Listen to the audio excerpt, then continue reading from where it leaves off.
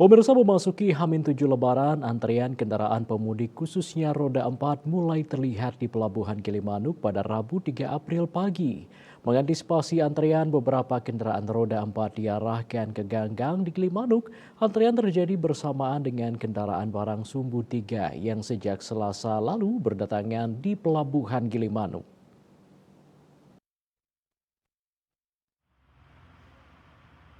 Antrean pada Rabu pagi sempat hampir mencapai terminal kargo. Beberapa kendaraan barang juga masih memadati antrean.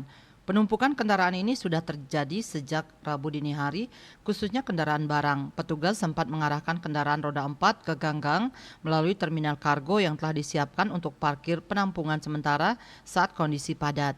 Kepadatan ini diperkirakan terjadi karena menjelang pembatasan kendaraan barang yang melintas di jalur mudik termasuk Jalan Nasional dan Pasar Gilimanuk.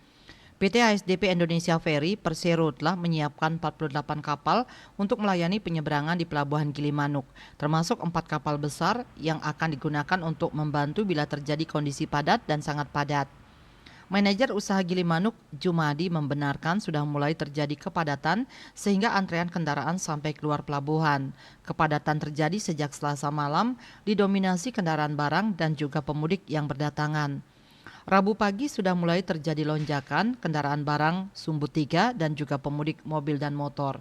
Sementara itu kapal besar sudah siap melayani pemudik mulai H-7. Surya Dharma, Bali Pos melaporkan.